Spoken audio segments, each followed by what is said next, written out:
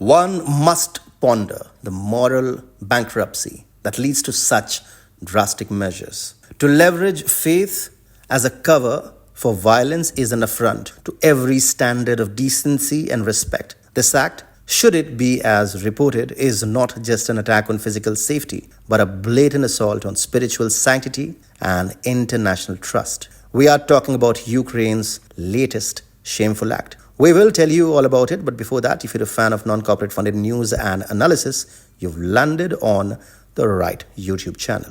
Okay, let's begin.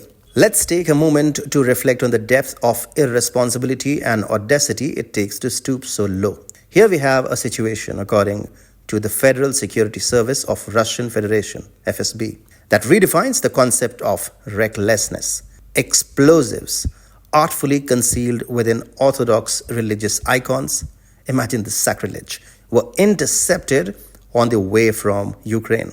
This operation, apparently undeterred by the sanctity of religious symbols, crosses not just borders but moral lines of alarming proportions. The seized cargo purportedly en route across several European nations, including Romania, Hungary, Slovakia, Poland, Lithuania, and Latvia, to Russia, contained enough destructive power, we are told, to obliterate a residential building. The details are as damning as they are distressing. 4 homemade bombs, 10 kg of high industrial plastic explosives, 91 electronic detonators, and parts of an RPG-7 warhead.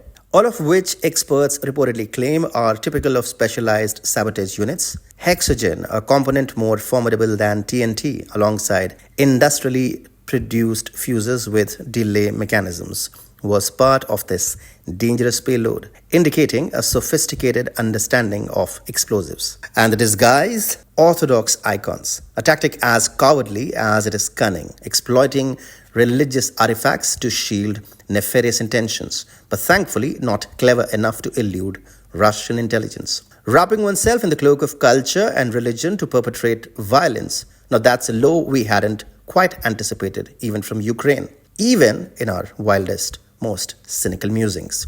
So here we are witnessing attempts to exploit the very essence of Russian identity as a Trojan horse for terror.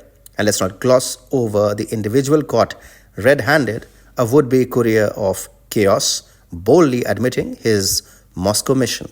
This narrative unfolds against a backdrop of heightened activity by Ukrainian and Western saboteurs, painting a stark picture of a concerted effort to destabilize. The stakes are evidently sky high, with Moscow's vigilance peaking post-CROCUS City Hall, a grim reminder of the lurking threats and the lengths to which adversaries might go. With a brazenness that could almost be admired for its sheer gall if it weren't so reprehensible, we see a narrative unfolding where terrorist tactics become the desperate flailings of an antagonist cornered by their own inadvocacies. Civilian areas in Belgorod and Kirk's under fire, saboteurs kirking about. This isn't strategy, it's the last resort of the outmatched, the playbook of those bereft of honor. And what's this grand strategy aimed at? Shaking the Russian spirit, as if the resolve of a nation could be so easily undermined by fear and intimidation. The Kiev regime, it appears, underestimates the force of Russian unity, mistaking resilience for weakness, solidarity for division. This misguided attempt at asymmetric warfare, targeting the innocents in hopes of sowing discord, has only reinforced the bond among the Russian people, rallying them in support of their government, their country, and their president. Let's not mince words. The strategy is failing, spectacularly so. Recent elections have spoken.